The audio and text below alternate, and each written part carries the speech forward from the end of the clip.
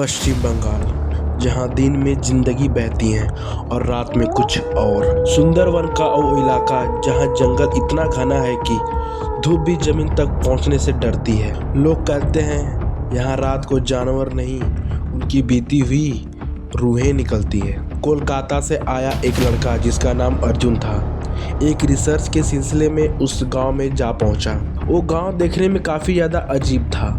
सूरज ढलते ही हर घर के दरवाजे बंद हो जाते और खिड़कियों पे एक मोटे पर्दे हो जाते थे और सड़कें इतनी सुनसान कि बाहर कोई भी नहीं टहलता था। अर्जुन ने एक दादा से पूछा, आप लोग इतना क्यों डर रहे हो? और वे दादा ने बोला, बाबू यहाँ रात को बाहर मत निकलना। अगर घुंघरुओं की आवाज़ आए तो समझ लेना कि वो आ गई है।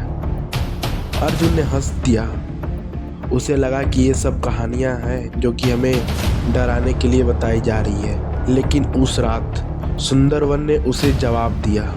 रात के ठीक 12 बजे अर्जुन अपने कमरे में बिल्कुल अकेला बैठा हुआ था और वे कुछ लिख रहा था। तभी अचानक दरवाजों पर एक टन टन करने की आवाज़ आई और साथ ही में घुंघरुओं की बजने की भी आवाज़ आई।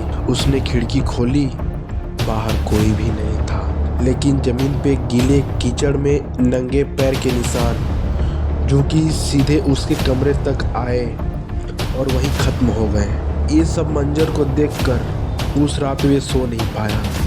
दूसरी रात करीब 2 बजे दरवाजे पर नाखून घिसने की आवाज़ आई। दरवाज़ा खोला तो सामने एक औरत खड़ी हुई थी, सफ़ेद साड़ी में। चेहरा आधा छाया में था और आंखें में अजीब सी ठंडक थी। उसने धीमी आवाज़ में बंगाली में कुछ कहा, दरवाज़ा खुला मत रखना, वो तीसरी रात आती है। और पलक झपकते ही वो गायब। सुबह गांव वालों ने सच्चाई बताई। सालों पहले एक औरत जंगल के पास मरी थी। कहा जाता है उसकी आत्मा सुंदरवन में बंध गई है। जो भी उस आवाज़ सुन ले या उसे देख ले, तीसरी रात तक उसकी आत्मा भी यही रह जाती है। और यह बात सुनते ही अर्जुन के हाथ कांपने लगे और उसका शरीर काफ़ी ज़्यादा सुन्न पड़ गया, क्योंकि आज उसकी तीसरी रात थी। रात के 3 बजे उसकी नींद अपने आप खुल गई। कमरे में कीचड़ की बदबू फैल रही थी, फर्श गीली हो गई थी। धीरे धीरे मुड़ा तो वो औरत उसके बिस्तर के पास खड़ी थी।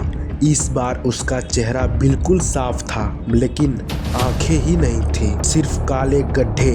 और यह देखकर अर्जुन काफ़ी ज़्यादा डर के मारे चिल्ला बैठा। लेकिन उस रात कोई भी नहीं उसका मदद करने आया और उसने फुसफुसाकर उसके कानों में कहा, अब चलो, तुम्हें जंगल बुला रहा है। अर्जुन चीखना चाहता था, लेकिन आवाज़ गले ही मर गई। अगली सुबह गांव वाले जंगल के किनारे पहुंचे। अर्जुन वहीं खड़ा था, आंखें खुली लेकिन जिंदा नहीं। उसके पैरों के पास नंगे पैरों के निशान थे जो कि धीरे धीरे जंगल में गुम हो गए। और तभी दूर से फिर वही आवाज़ टन टन करने की आई।